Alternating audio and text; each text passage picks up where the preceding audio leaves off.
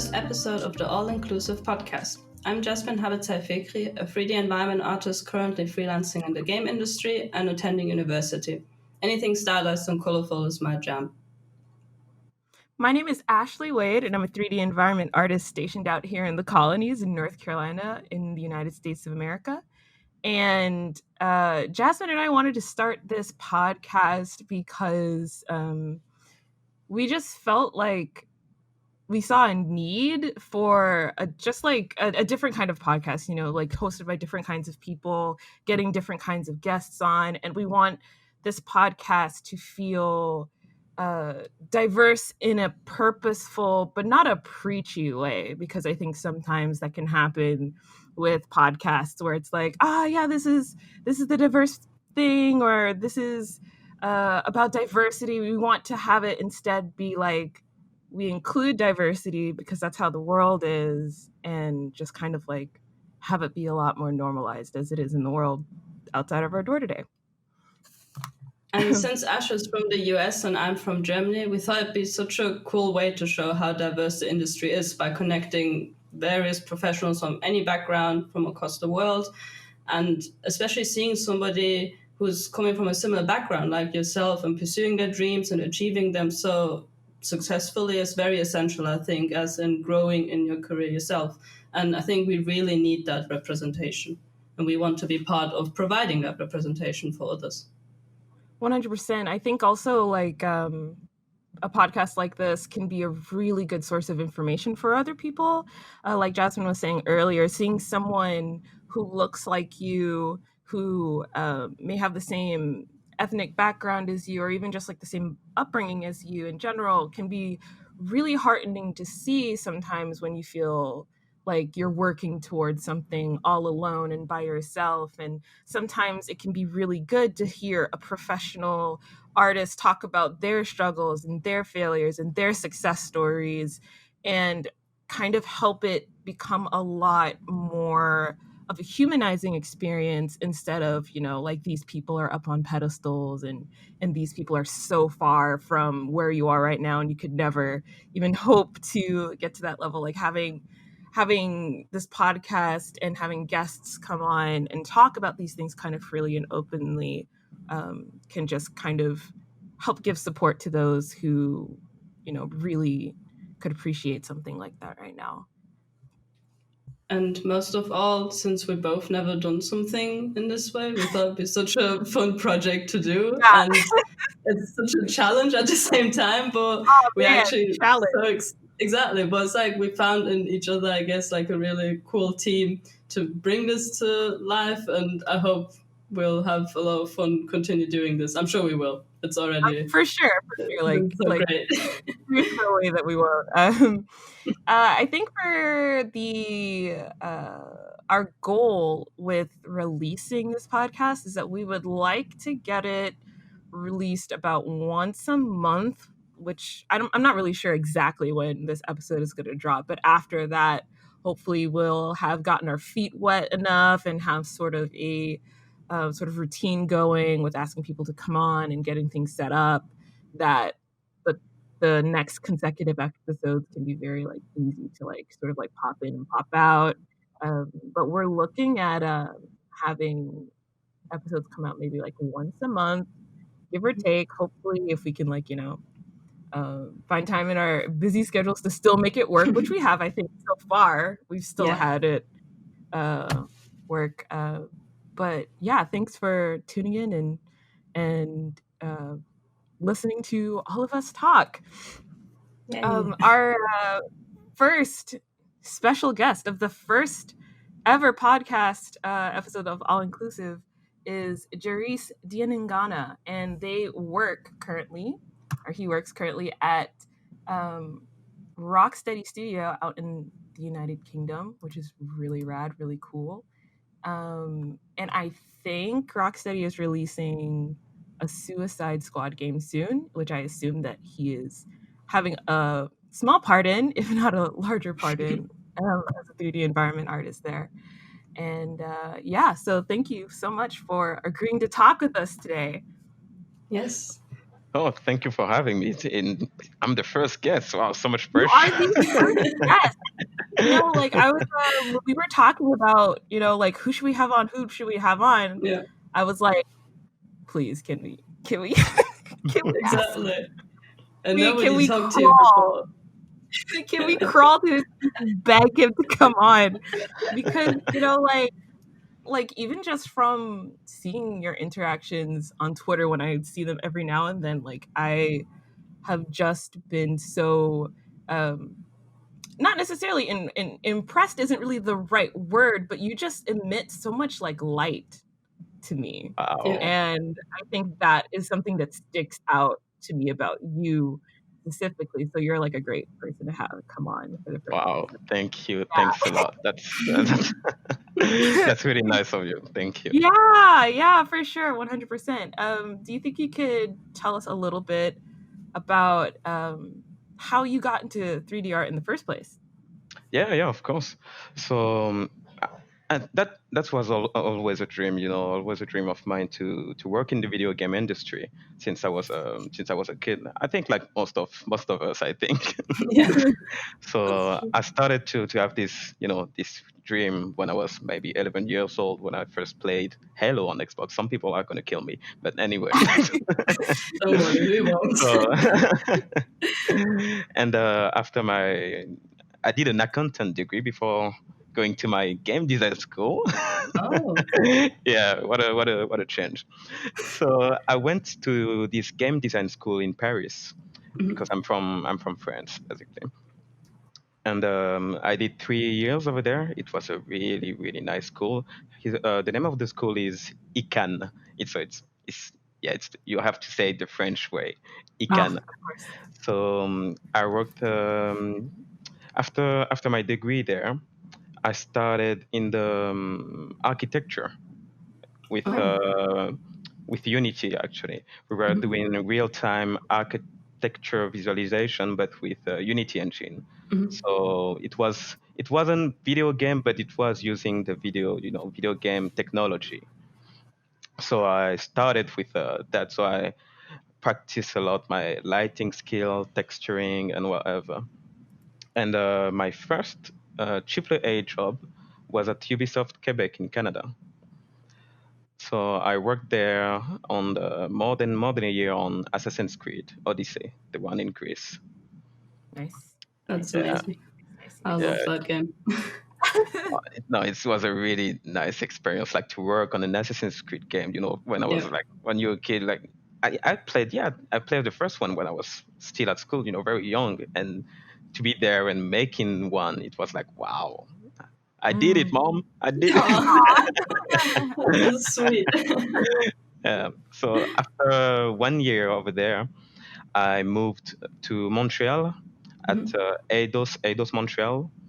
It's the company who made Tomb Raider, Okay, yeah. latest Tomb Raider. Really, really good company. I stayed over a year over there, and after that, I received an offer from Rocksteady in London, the studio who made the Batman Arkham series. Mhm. So yeah, like Yeah. when I received that offer, I was like, okay, wow. I always wanted to be in Canada, but I was like, Rocksteady, okay, okay, and You got jumped maybe, over. yeah, maybe I'm gonna go back in Canada after that, but I need to go there. Yeah. Yeah, So yeah, now it's been 1 year and 8 months, I would say, that I'm working at Rocksteady as a 3D environment artist. yeah. Wow. Yeah, that's really rad. I remember like looking through your stuff and seeing that you worked at Rocksteady, and I definitely have a lot of memories of watching my older brother, because at the time he was like, you can't touch my video games. Watching my older brother go through the Ark of Asylum game. So I definitely made that connection, seeing where you worked at currently. And I also noticed like before you worked um on Assassin's Creed, you worked at Pretty Simple, which is interesting because I had a friend by the time you left, like I Hmm. was only graduating college, so you wouldn't have met him because he was in my same class. But I wanted to know, kind of like just now, it just popped into my head, like what was that transition like? Because I feel like I from the little that I know, I feel like Pretty Simple can't be as big as Ubisoft. Like, No, then it's, I would say no, it's not that big. It's not big as Ubisoft. Ubisoft got so many companies over, yeah, all over the world. yeah. Pretty Simple was basically a mobile game studio. They made, Mhm. yeah, the criminal case on Facebook and mobile, even on PC. We had criminal case. Mhm. And yeah, actually, that wasn't my first. It's not a triple A studio, but it was my first video game studio. It's still a video game studio. Yeah, yeah, yeah. So I started by doing mobile games. Yeah, was that transition from there to somewhere like Ubisoft like really like shocking for you, or did you just kind of like mellow and like fit Hmm. in pretty like easily, or I fell in pretty easily, wow, that's awesome. actually. Yeah, Yeah, actually. Even if Pretty Simple game is way more smaller than Ubisoft, because Ubisoft, we are like 500s or whatever, and yeah. at Pretty Yeah. Simple we were maybe hundreds. Oh wow. It was, yeah, a big change. So I think Yeah. I was more impressed by the number of employee Mm, than working on a big game like this. yeah, yeah. At the end of the, yeah, it's still the same pipeline, I would say, but with more organization since there is more people. But I was more, yeah, impressed by the number of people in the office, and by the that I was in Canada, in a new country. Mhm. So my mind was like, well, all those people, oh, Canada, oh, all those people, oh, yeah, I need to make a game. So The making a game logical came, conclusion. Aw. came last, because I mean, it's 3D. At this point, I was pretty confident with my 3D skill, Mhm. and I was like, okay, I just need to follow this task, and that's it. Yeah, But Mhm. yeah, I think also the hardest part was maybe, yeah, an Assassin's Creed game. I need to be, it's a big, yeah, triple A game, big name, big stuff. So I need to step up, my game. Mm. So yeah. yeah. That was the biggest point. Yeah, The the game for pressure from you. the Yeah, the triple A, pressure. the name and stuff. Yeah. That was maybe the scariest part, maybe. Yeah. For sure, for sure. Another thing that I kind of have noticed in a couple of your tweets is that you talk about students and how you have them and how you're a teacher, and that is so awesome to me, like, that you're giving back in that way, and I was wondering if you could, like, tell us a little bit about that teaching sort of, like, gig that you do and how you started doing it. So basically, after I finished my degree at the Econ School in Paris, Mhm. it's maybe 2 years after, they asked me if I wanted to teach, to give classes. I was like, oh, what? I was, if my teacher listened this podcast, I wasn't the best student. Oh. I wasn't the best student. I was always, the guy dancing in the class, and Aw. yeah, I was that kind of student. I still had some good, grade in 3D, Yeah. because we had a lot of different classes. We had level design, audio design, game design. It wasn't a 3D school. Mm. It was the game design section was like how to make a game. So you had to learn a lot of things. So when they asked me, Jeryce, would you want to give a 3D class or Unity lighting or whatever? Like you can choose. I was like, are you sure? Are you sure that I'm the right one for you guys? And they're like, yes, we really liked your what you did and stuff. Like, okay. I never thought about teaching, so I jumped into it, and I got a good relationship with the school, the student there, and so it it was pretty easy. It was pretty easy, but scary because you're teaching the stuff that you're gonna teach is they're gonna keep that for not forever, but that's gonna be their luggages, for when they're gonna start in a company. Like I learned this from Jeryce, now I need to apply those things. So it's really important. So I felt that pressure, I felt that pressure. So it was a bit hard mentally, but when I started, everything went really good, and I was even surprised of myself. I was like, I can be serious for more than an hour. Can be serious. Prove Be yourself serious. wrong. Yeah, yeah. People were calling me sir. I was like, oh no, Oh. no, no, Oh. don't do that. Because when I started, I was still young in a way. In a way, I was maybe 24. I was Oh maybe wow. 23 or 24 when I started to give classes. So I was, sir, please. Oh no, no, no, no. No, don't do, please. I'm not still young. I'm still young. I totally And get that one. Yeah. yeah, so and I had the choice, to choose the thing that I wanted to teach them. So I was teaching lighting in Unity, or the basic of environment, like making a blockout, the composition, perspective, whatever, like the basic stuff, for an environment job. And everything went good. And I stopped when I moved to Canada because I had to go on site to teach. So I was in Canada. It was a bit hard Yeah. to do that. But when I came back in Europe for work study in London, I was able to go back to take just a train and go back in France and teach again. So I really missed that part of my life, like to teach, and so that made me really happy to be able to do that again.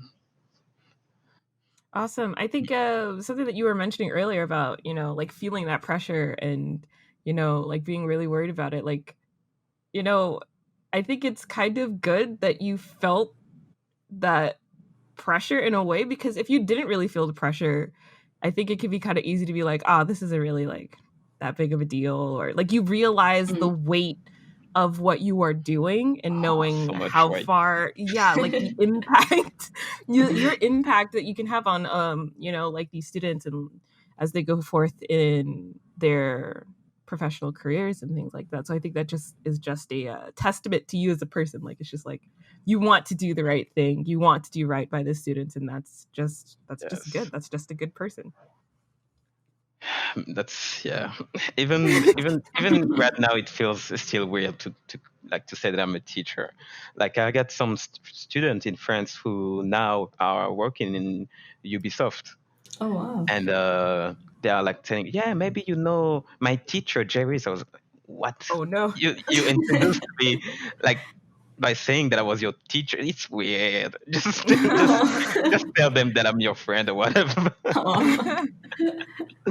So, but I'm very proud of like seeing them, in different companies all over the world. Some people are in Canada now. Some of them are in Paris, in different cities in France, and it's making me happy. That's one part of my life that I really like, that I'm very proud of. You can give yourself a big pat on the shoulder for that, because teaching people and then seeing them also succeed, that must be such a great feeling to see how all the fruits that you planted basically can now see how they're doing well, and Yeah, it's really and I wholesome. and I wish that one day some of them can be my coworkers, or Oh. coworkers. That would be really nice and weird, but that would be really nice. But the industry is pretty small, so at some point we will work together, I think. For sure. So, moving on to the next topic, since we both really love your environments that you create, and I'm sure many others do as well, it's something that's really sparked our interest. And we were wondering what your main inspirations were when you create your personal art specifically, because they're so innovative and something I personally haven't seen done in 3D before.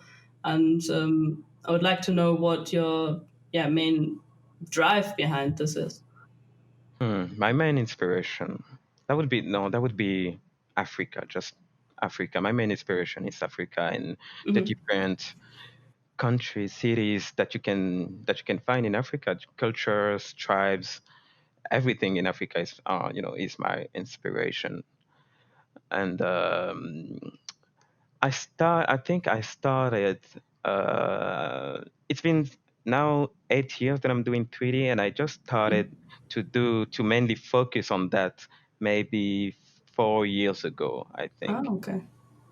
Um, because I wanted to do a lot of research, is to be confident, really be confident in like with my skills before starting to do that. Because Hmm. when I do that kind of art, it's like basically it's a tribute. It's a Yeah. tribute to my parents, to because my parents are Hmm. from Congo Brazzaville, and basically I want when I do this, when I did the first African environment, I was like, I need to make mommy proud, you know. I want, I want, I want to make something that she can be really proud of, and I want her to, to send that art to the family, Yeah. to everyone, and I want them to connect with it. Hmm. And I think I started because of family. I would say I started because of family, and also because I never saw African 3D art, basically. On I tried to find a lot of inspirations and reference before I started this, and I Hmm. never. I found maybe two, three, or four maybe piece, but not that much. And I was a bit sad. That made me sad, basically, Yeah. a little bit, because we have so much stuff, so much art, so much. You always see, statues, masks, or patterns. We have a lot of colors, a lot of things, and I never saw that, basically. I don't see that a lot, and I was maybe I think I need to do it. I need to stop, getting angry about why I don't see this. Maybe I need to do this. And I'm sure you will inspire a lot of other artists to do the same, because I personally have exactly that same problems looking at art, or even going on ArtStation or seeing environment designs. They're very much going into one direction, and that's like very much inspired by medieval art or especially Western Mm. architecture. And not seeing anywhere else being represented is very disheartening at times. And then when I discovered your art, I was just like, wow, this is so amazing as somebody's embracing Mm. their heritage and pouring that into their art. And even though I'm not African, I'm from Iran, I was feeling inspired to do something like that myself with Iranian architecture at some point. So I think you're doing a really amazing job there, being that person doing that change basically, and being like, okay, I'm going to do this art now if nobody else is doing it. Oh, thank you, thank you. But You know, it's like, really true. What? It's something that it's very important for me, and even I think for most of my families and friends that I have in Congo also, that just to see something that they can not rely that they can feel Connect. connected, Yeah. feel connected to, we don't, yes, like I said, we don't have a lot of things like that. And just to see, for example, oh, I remember this kind of building. Is it this building in Congo? You took Mm. that inspiration from this building in Congo? I said, yeah, yeah. So just that kind of thing, like one cousin sent me a text. I was like, this mask, I know this mask. We have a lot of them, Oh. in. And like, ah. but at first he thought it was a real mask. Wow. Oh, of course. Yeah, he thought that was a real mask. I was like, no, no, no, no, cause that's You cannot hold this. yeah, yeah. He told me, yeah, you should sell it. You should sell it. It's very expensive in Congo. You know that. I was like, yes, but it's 3D. Oh my god. Oh, You can 3D print it. It's not wrong. yeah. That's true. That's true. That's But because Something. Sorry. Go ahead. yeah, and also I think I started this. Also, there is a lot of reason why I started this, and also because I like I said, I grew up in France, and I didn't grew up with a lot of things that I feel connected to, that I can Mhm. connect with in France. So I always ask some questions, to my mom, or talk about this, about Africa with friends, or like it's like, for example, yeah, it's a bit a shame that we don't see this or this on TV, this on on other medias. Yeah. So I started, I think, to make my first scene by asking myself, what if in Congo or other city we had this, you know, Mm. what if we had this hotel, but with a lot of, African stuff, African art in it, like a full African hotel, like really embracing the culture. Or what if we had a city like this, or just with a couple of questions like that, because I didn't see that in my experience. I never saw that kind of stuff. So I have a lot of questions, and I want to, you know, reply to those questions by doing those scenes. Basically. For sure. I think something also that you kind of touched on a little bit earlier, that I think a lot of people can feel when they're doing, not only when they're doing something for the first time, but doing something that they know is needed. It takes a lot of courage to take that on Yeah. yourself, because now I'm sure like lots of people associate you with your African inspired work. Like when I think of your work, I think a lot about the first piece I ever saw, that I ever came across after I followed you on Twitter. Your Teranga piece. Yeah. That was so, that was like impressed into my brain, and Yeah. it's like, and like when you have people who will make something that striking and that different, because as Jasmine said like earlier, it is so different from a lot of the work that we see right now. You kind of become attached to it, and you can't really divorce yourself from it, even if you wanted to. This is part of who you are as like an artist brand right now, and for you to just like take it on completely and embrace it and be like, this is a part of who I am, and this is what I want to show everyone else. Like that's kind of scary, because it's very personal, right? Like Yeah. Yeah, it's, yeah. This piece is really, really, really personal. yeah, and it's like you're really letting people see you on a level that you probably couldn't see if you were making anything else, and I think a lot of artists feel that way when it comes to you know anything that they make that's kind of like a magnum opus, or just something that they've had in the back of their head for a while, but they like wait off on it until they're like quote unquote good enough to do it, because you want to do it justice. Like I don't know, it's heavy, but like it looks awesome. Thank And you. you should, and I'm sure you are, as a lot of people are, and I'm sure a lot of people, as you said, back home are very proud of the work that you've done so far.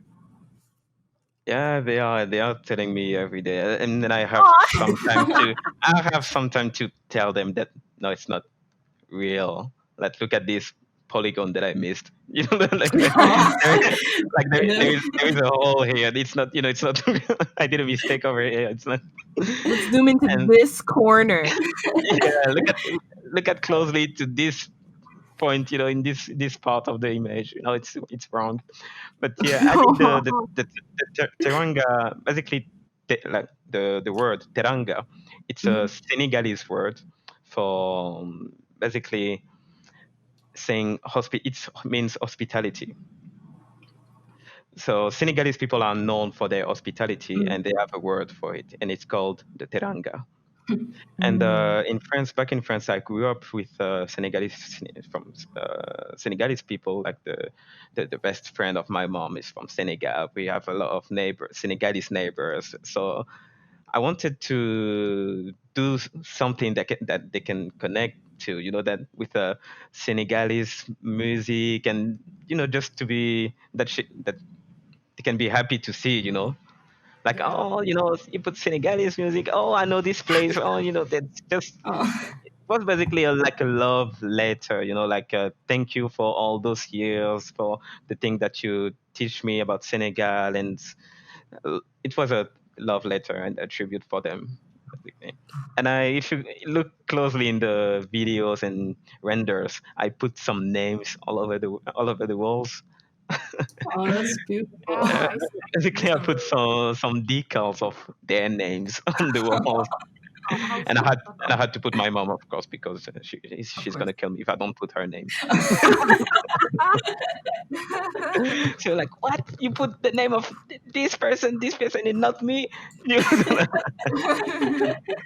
So when they saw their name, because I didn't tell them, but when they saw their name, they were so happy, and that's made me really happy. I was like, okay, I did good. I don't even need to have likes on ArtStation or whatever. I just wanted them to be happy, basically, with this scene. Yeah, I think that's the most important motivation and drive that you should have when doing something so personal to yourself. Like nothing else should matter. And I think that's amazing how you get to express that with your art and also touch other people that are not necessarily in the industry. I think that's really important and inspiring. Yeah. So we're going to stop right here for now and take a short break, and we'll be right back.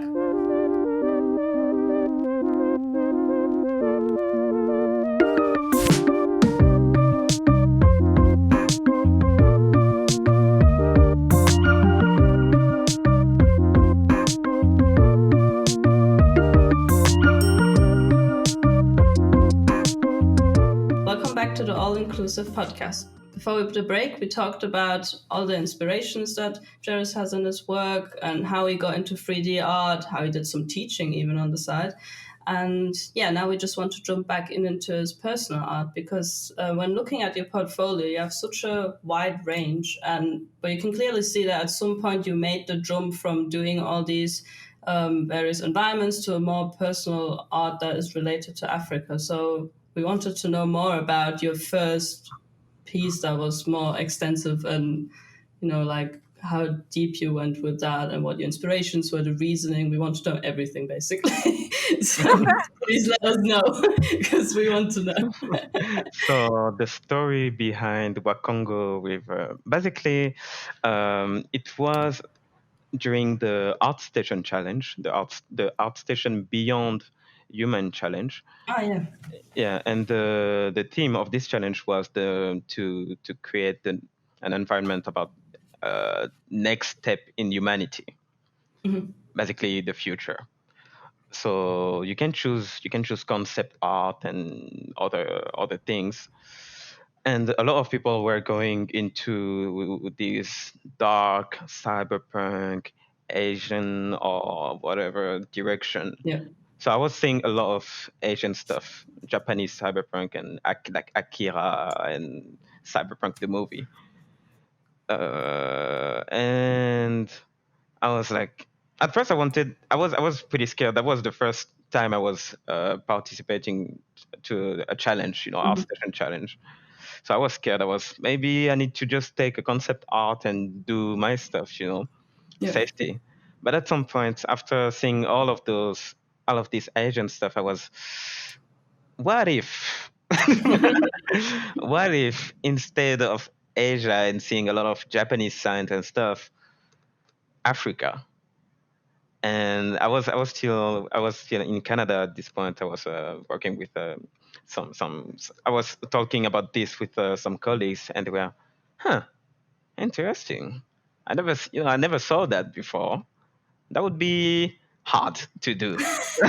Like, are you really sure that you want to try that? I was like, yeah, no, yeah, maybe I don't know that. Yeah, so I was like, okay, let's go with it. I'm gonna make an African city, like the next step of the environment. I was maybe next step of Congo. That would be, they're gonna take advantage of all those natural resources in Africa, and they will make basically a Wakanda, like a Mhm.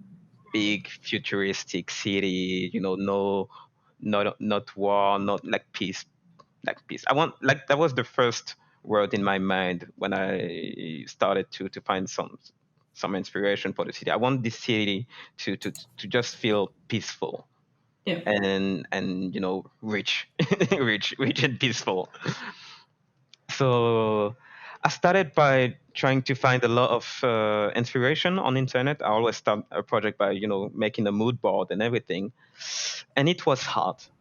The Mhm. hardest part in that project was to find references and inspiration, because when I was looking for African concept art or futuristic concept art with African stuff, I was just seeing Africa, but represented in a poor way. Grungy, lot of Yeah. guns, and Yeah.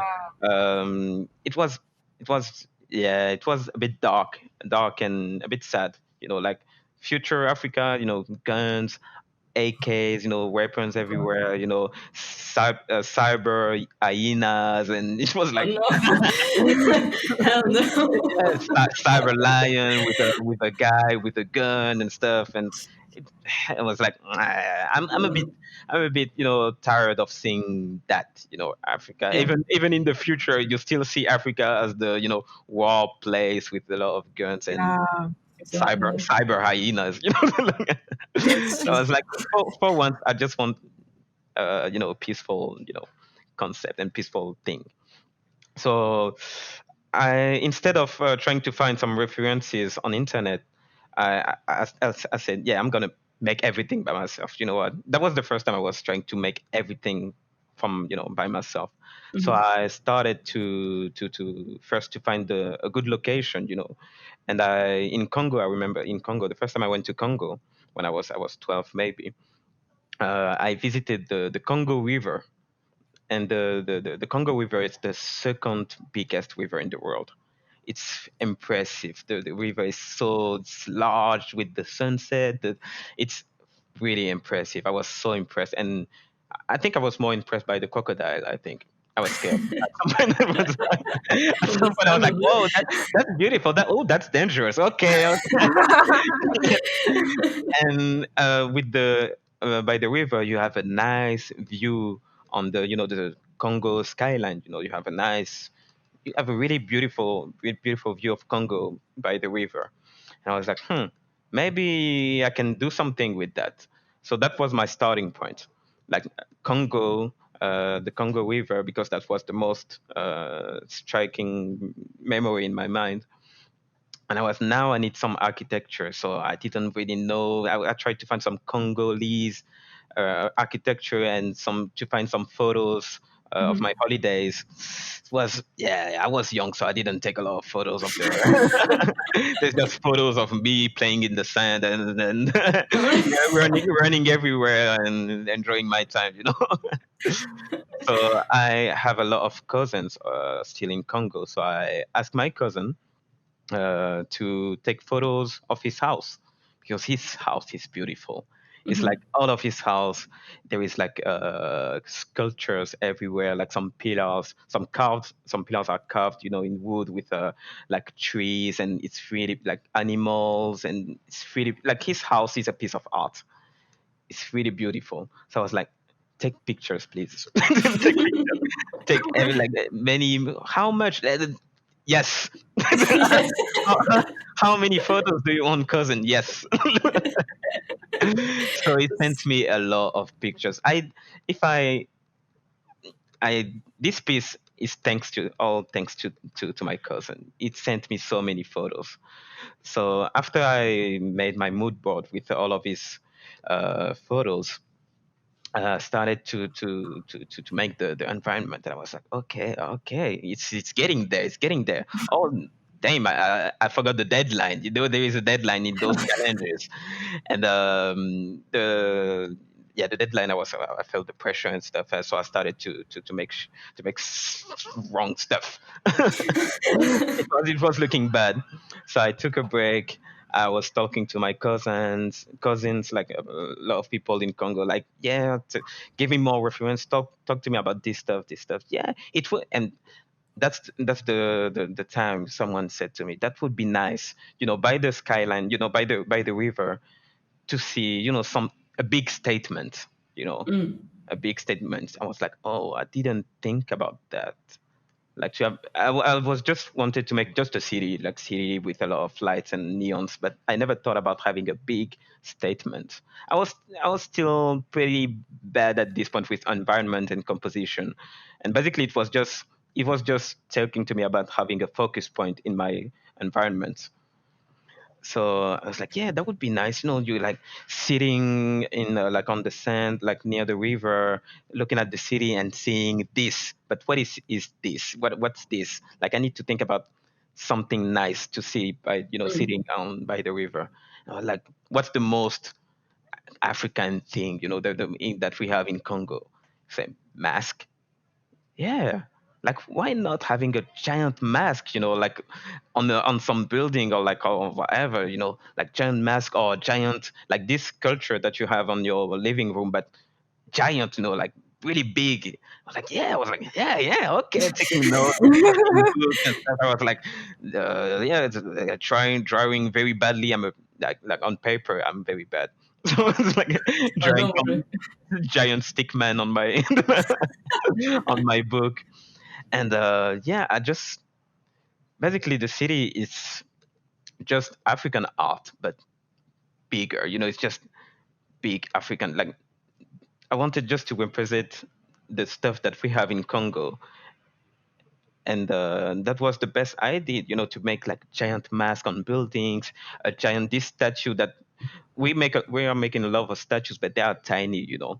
So why not having, for example, the Statue of Liberty in New York, but instead of having this, like having a big African statue of a woman with a vase on her head, I was like, yeah. So basically, a New York African, like Yeah, basically taking New York and transform that city into an African, like this statement, like this, but turning that into African art. And yeah, basically, I made that environment with my family, basically. that's so beautiful. Because now that you say the reference to New York, I just saw that like now in hindsight, after seeing this piece now for 2 years, I've Mm. never connected it to New York, which I think is amazing because it stands so by itself and it's just such a new place to me. I look at it and I'm just like, I've never seen something like this before, but I want to go there. And I think that's so nice to see how you just took all these references and made something that's out of this world, really. Like, that's how I think new spaces should be created. Just like you said, collaborating with people who are living in that country, getting their inspirations and building them all into a new space so beautifully. It's fantastic, and just getting a glimpse into how you approach this is yeah, I could listen to that forever, really. Thank you. Yeah, I think looking at it again as well, I think probably my favorite kind of little piece of it is definitely over on the right side with the torch. I love that, Mhm. and like how it's overlooking this river.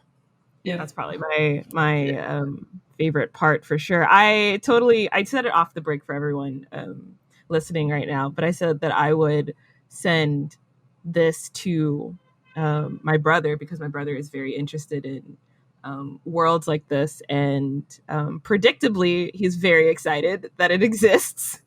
he just responded um, to me about this. My brother's he's kind of solemn. He's a lot different than I am. Like, he's can be very stoic and stuff. And his response to me was, "quote I have bookmarked this person. I will remember them." And I was like,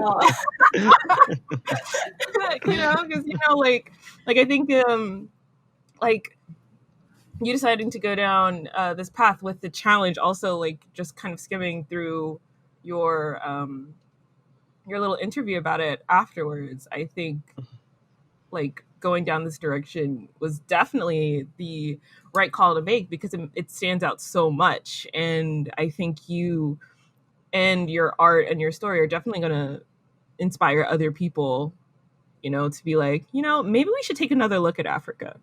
Like maybe we should Exactly. re-examine the things that we think we know about Africa and the things we think we understand about Africa. And maybe we can look a lot more into, like the cultures, the language, the mythologies, the lore that is present Yeah. in that huge continent. Like it's so diverse, 100%. Exactly. Like it's like places can be so different from each other. And I think that you making this really just opens the door and say, like, hey guys, it's okay. You can come in. You can go down this road with me. Don't be shy. Don't be shy.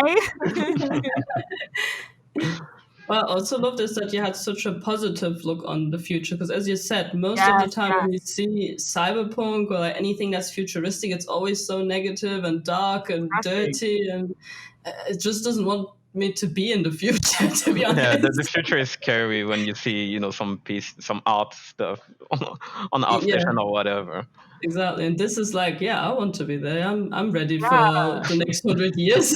Bring it on. It can be full of hope. It can be full of light. It can be full of Yeah, warmth. Like it doesn't have to be, like some guy in the corner like shooting up drugs again. Like you don't have to have that. It can be Yeah, exactly. a yeah. positive sort of future. And I think that's another reason why it's so powerful that you utilized, like African themes for this, because I Yeah, think that a lot of people ignorantly can't see how that kind of feeling exists, like yeah. it doesn't have to be, a guy with an AK and a lion, you know. So yeah, it's this environment. I Now when I'm looking at it, I made a lot of mistakes in that environment, like art mistake, like the composition and whatever. But it's not the best piece. I think personally, I don't think it's the best piece that I made. But I like the statements. I think Mm. this is my favorite piece as a statement. As Mhm. like Africa could be like this. But and I received a lot of messages from a lot of people in Africa and Ah, Oh, black that's black people on mm. over America, Europe, and everywhere. Like wow, like sending me some. I almost cried sometimes. Oh. Like I remember one day. I think I remember that's pretty recent. Like it was an architect, like a student in architecture in Kenya, who sent me a DM on Instagram, like a long one. I was like, oh, what is this? Fish is like spam or whatever. So I was like, I read that message. And it's like, yeah, basically, I'm an African student working in Kenya. Like architecture, working with SketchUp and all of those software. And it's the first time I'm seeing something like this in Africa or other places. They always showing us, um, New Yorky, modern Italian or French stuff, but never, something from our country. Yeah. And he was like basically saying thank you. Like I'm more motivated now than ever, and I was reading that message. I was like, oh my god. Oh my god. I was like and it's 3D can 3D can do stuff. Basically, I Yeah. was like, maybe I just wanted to do video games. I never thought that I would, motivate a Kenyan student, working in architecture. I never thought about that. I was just, I'm gonna make some games, boop, bada, beep, and that's it. And when I received this message, I was like, wow, maybe I got something. Maybe I need to dig deeper with this, with this theme. Yeah. And yeah, maybe it's the my thing. Maybe it's the thing that I really need to push. So I want to say thanks to all of the people who sent me those messages because it pushed me toward this direction. And to my mom also. I love you, mom. Of course, we have to. We Yes. have to. Thanks, Mom. Yeah, we have to. We have to. Now we can continue now. For sure. Otherwise, some of us are gonna get an angry Yeah. email. Yeah. Or some. By the way, when I finished the Wakongo River, I printed. I made it into a frame. Mm. Yeah, yeah. I print the final render for the birthday of my mom. So I Oh, sent her, yeah, I that's so sent her good. the frame, the print. She didn't know about it. She received like a big thing. You were like, oh, maybe that's a dress or whatever. Like, oh, my son from Canada is sending me some stuff. And when she saw this, she was like, oh my god, living room. It's like Oh. she removed all of her like all the print and stuff. She put that in the living room and like called her all of her friends. They're like, you see this? It's my son. It's coming like my son made this. And what's your son do? What's your son? What does look at and I was so happy that she was really proud of me, and that brought me so much joy. That's also why I want to continue with this. Like my mom talking about me to her friend about my 3D skills and stuff. She's talking more about my personal scene than my video games, for example. I'm sure she don't Mm. care about Assassin's Creed or other games. It's like, yeah, what's your son doing? Yeah, he's doing African stuff, African art. She's not even saying video games anymore. And I like that. I love that actually. That's awesome. Yeah, so kind of moving on to I guess it's our final topic for this podcast right now. Just talking a little bit about finding a balance between, like your work life and like your personal life, which I think is might be a little bit harder right now because of, like working remotely or something like that. But do you think that you've gotten into like a good balance with that sort of thing, or do you still struggle with that? And do you find that like working on your personal art, does it help you get that balance, like even though it's still, like you're working on 3D art like most hours, or what's up with that? I was really struggling a few years ago. For example, when I made the Wakongo piece, I wasn't sleeping. I Mm. was maybe sleeping at 6 a.m. and go to work at 10 a.m. I didn't have a good balance before, but I worked on it, and no, now I feel way more. My balance is really good, and I mean, the things that I do, like the African stuff, it's part of me. Yeah. I can't. It's difficult for me to split that. I see those two things, like my life and the work life, as one thing. I I can't live without thinking about 3D art or African art. When I'm outside, that may be a bit toxic, I know, but I'm outside. I'm like, that would be that would make a good scene. I think every artist can relate to that. Yeah. Being Yeah, for sure. outside, being at Definitely. this place, and just looking at somewhere and be like, huh, hmm. Getting And really close to this wall. yeah, but I learned a few I learned how to take breaks.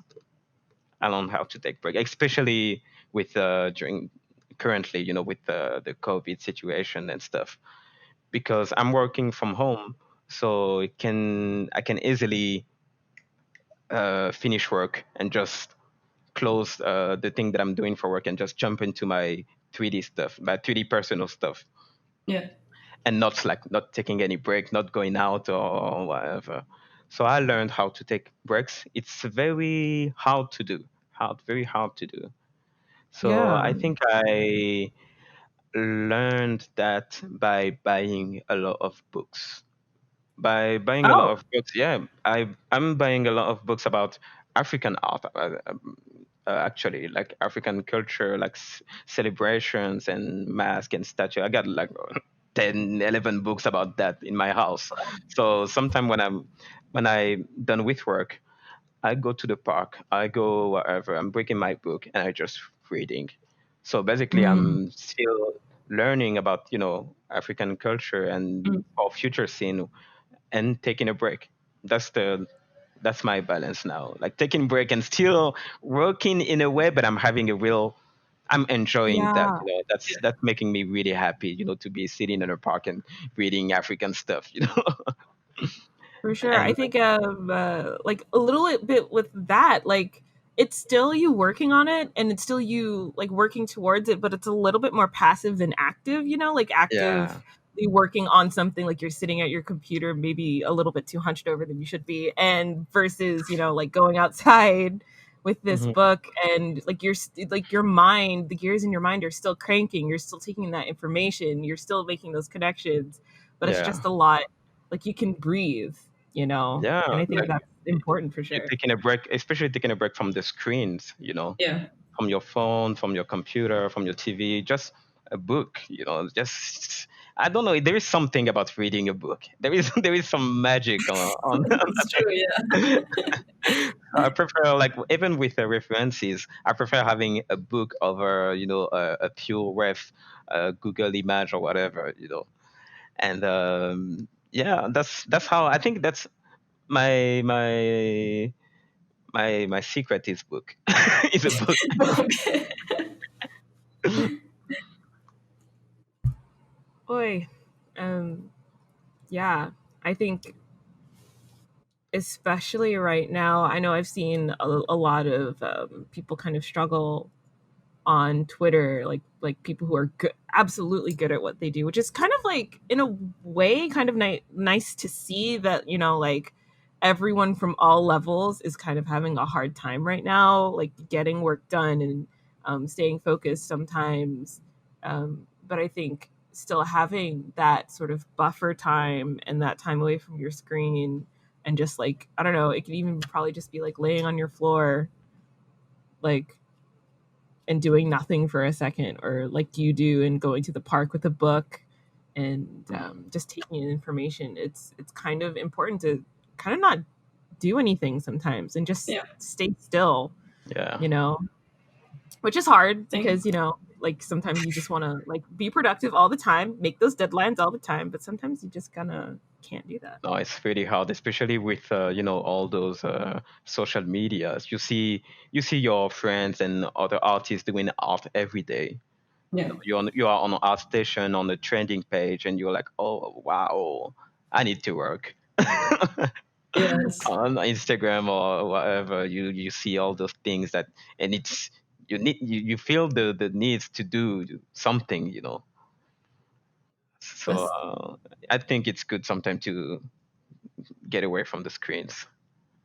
I think also you connecting with more traditional art maybe helps also that mindset because art traditionally and also hundreds of years ago would take so long to actually produce, and maybe taking that in a bit and like looking into the techniques that people used to use and then try to get inspired by that might help to eliminate that slightly toxic mindset we might have now that we have to constantly be producing and constantly have to have an output straight away because everyone's doing so right now. So taking the time to unwind and do something for yourself might actually help you being more productive in the end when you're doing something. I agree. I agree, but sometimes I don't like it. Can I say that?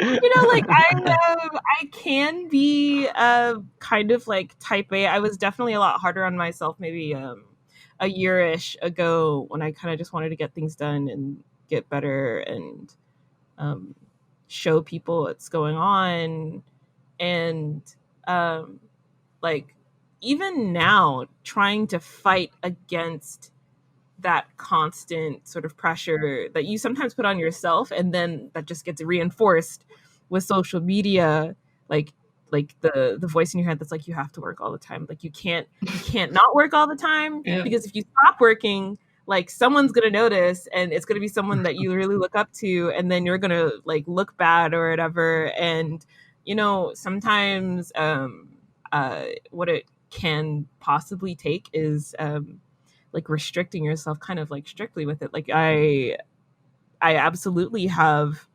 time restrictions on social media on my phone now, where it's like you can only be on Twitter for an hour a day, and then after that you can't get it anymore. And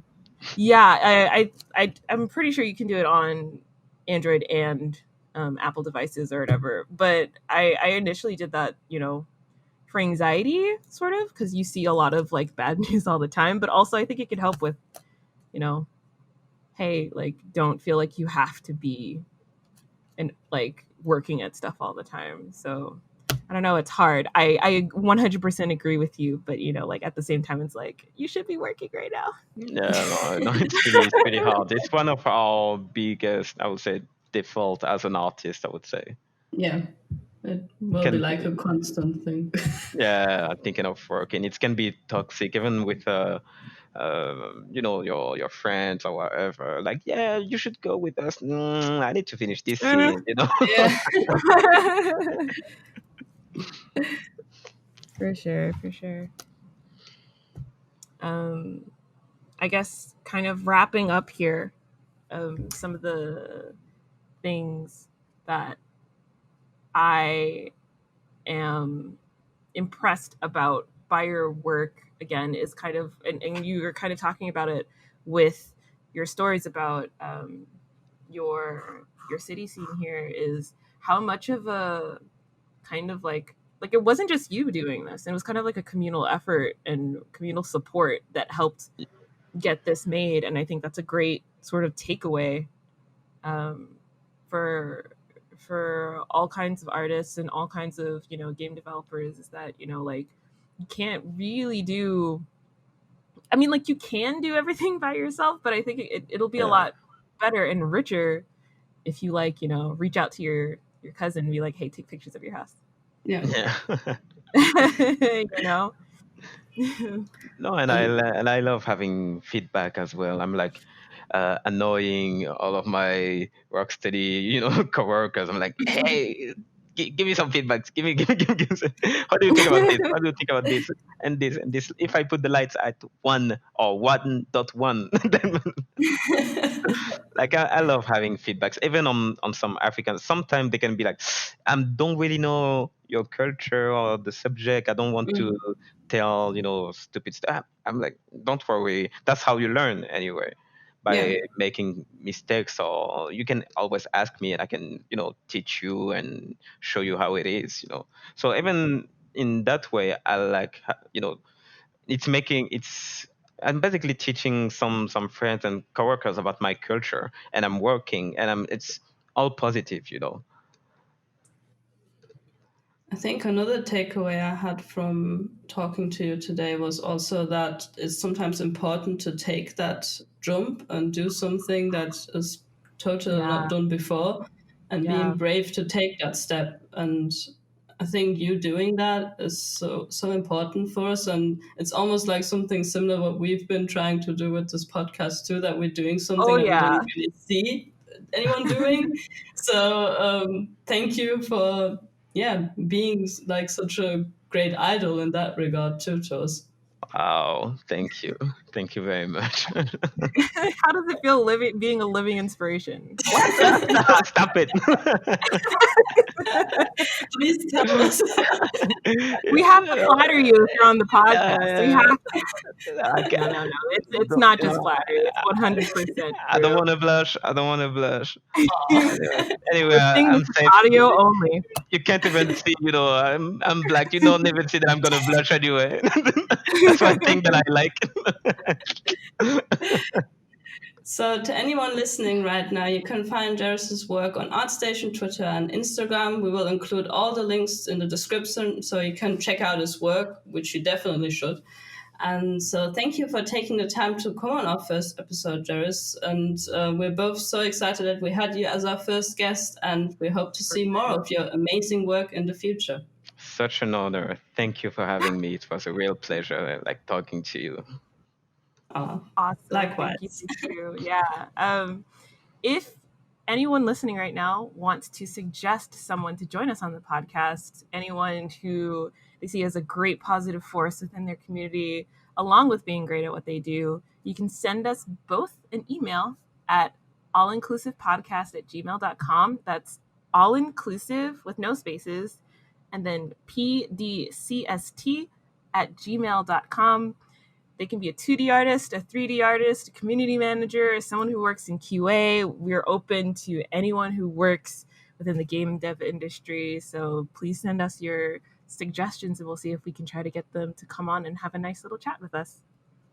So thank you again for joining us for the first episode of All Inclusive. We hope that you had as much as fun listening to us as we had to talking. You can find us on a couple of different social media channels, and you can find the links, as I said, in the description or the main page of wherever you're listening to us right now. This is Twitter, YouTube, SoundCloud, or Spotify. Thanks again, and we hope you join us for another episode of All Inclusive.